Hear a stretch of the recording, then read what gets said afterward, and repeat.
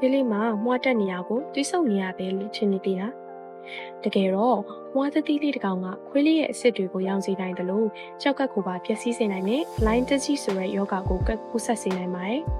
ဒီဗီဒီယိုမှာ line disease ဆိုတာဘာလဲဘယ်လိုကူးစက်တာလဲဘယ်လိုလက္ခဏာပြမလဲဘယ်လိုကာကွယ်ရမလဲဆိုတာကိုလက်လက်ကူကူရှင်းပြပေးတော့မှာဖြစ်ပါတယ်Lyme disease ဟာမွှားကနေတစ်ဆင့်ကူးစက်တဲ့ဘက်တီးရီးယားရောဂါတစ်မျိုးဖြစ်ပါတယ်။ဒီရောဂါကိုဘက်တီးရီးယားကဖြစ်စေပြီးတော့ hot ticks ဆိုလို့ခေါ်တဲ့မွှားမျိုးစားကနေတည်ဆောင်ပြီးတာပါ။စိတ်ဝင်စားစရာတစ်ခုကတော့ရောဂါကူးစက်ထားတဲ့ခွေးလေးတွေထဲမှာ10%လောက်ပဲသိတာရဲ့လက္ခဏာကိုပြတတ်ပါတယ်။ Lyme disease ရဲ့အဓိကလက္ခဏာကတော့အဆိပ်ရောင်ခြင်းပါ။တတိထားရမယ့်လက္ခဏာတွေကတော့လမ်းလျှောက်ရင်းခြေထောက်နာနေပြီးတော့ခြေလမ်းကျေးလာတာ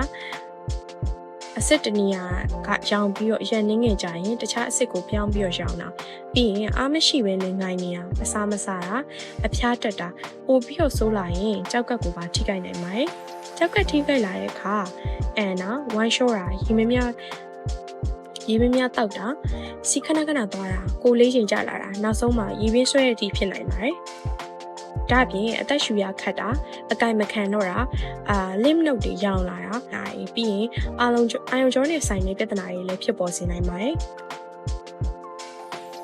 မွှားကခွေးကိုကိုက်ပြီးတော့48နာရီကျော်သွားတဲ့အခါမှာဘက်တီးရီးယားတွေကခန္ဓာကိုယ်ရဲ့ကိုဝင်ရောက်ပြီးတော့ကူးစက်နိုင်ပါတယ်။ဒါကြောင့်မလို့မွှားတွေကိုစောစောဖယ်ရှားပေးဖို့အရေးကြီးပါတယ်။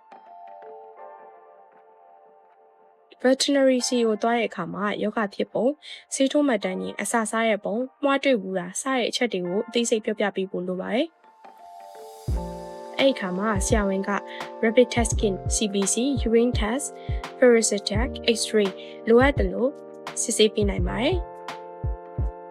Lyme disease ကိုအချိန်မီကုသမယ်ဆိုရင်ပုံမှန်အဖြစ်3ရက်ကနေပြီးတော့5ရက်တွင်လက္ခဏာတွေတက်တာလာပါတယ်။ဒါပေမဲ့ဆေးကုသမှုကတော့4ပတ်ကနေ2လထိကြာနိုင်ပါတယ်။ antibiotic အရောင်ကျစေးနဲ့ကြောက်ကက်ထိခိုက်နေရဆိုရင်ထပ်မံလိုအပ်တဲ့ကုသမှုတွေကိုဆရာဝန်ကညွှန်ကြားတဲ့အတိုင်းပြုလုပ်ပေးဖို့လိုပါတယ်။ Lyme disease ကိုကာကွယ်ဖို့အကောင်းဆုံးနည်းလမ်းကတော့မွှားမတက်အောင်ကာကွယ်တာပါ။ဒါကြောင့်မလို့ပုံမှန်မွှားကာကွယ်ဆေးကိုအသုံးပြုပါ။အပြင်ကပြန်လာပြီဆိုရင်မွှားအောင်ရှာပေးပါ။ခြေချောင်းကြားရင်နေရက်အောက်တင်မျက်လုံးပတ်ဝန်းကျင်တွေကိုတိကျဆက်ဆေးပေးပါ။အိမ်ပတ်ဝန်းကျင်မှာရှိတဲ့မျက်ရှည်ခြုံတွေကိုလည်းရှင်းလင်းထားပါ။မွှားလေးတစ်ကောင်ကိုပေါ့တန်မမြင်လိုက်ပါနဲ့။ Lyme disease ကအချိန်မီမကုသရင်ခွေးလေးရဲ့အစစ်တွေကြောက်ကက်တွေထိပျက်စီးစေနိုင်ပါတယ်။ဒါကြောင့်မလို့ပုံမှန်မွှားကာကွယ်ဆေးကိုအသုံးပြုပြီးတော့ကိုယ့်ရဲ့အချစ်ဆုံးအိမ်မွေးခွေးလေးတွေကိုကာကွယ်ပေးလိုက်ပါ။ဒီဗီဒီယိုကအသုံးဝင်နေဆိုရင်အကလေးလုပ်ပေးပါအောင်နော်။ sharing လုပ်ရှုပ်ချင်းရဖြစ်လေကူညီပေးနိုင်ပါတယ်။နောက်ထပ်အိမ်မွေးတိရစ္ဆာန်ကျမကြီးပူတူတာတွေကိုဆက်လက်ကြည့်ရှုဖို့အတွက်ဒီ channel လေးကိုလည်း subscribe လုပ်ထားဖို့မမေ့နဲ့နော်။နောက်ဗီဒီယိုမှာပြန်ဆောင်ကြပါမယ်ကျေးဇူးတင်ပါတယ်ရှင်။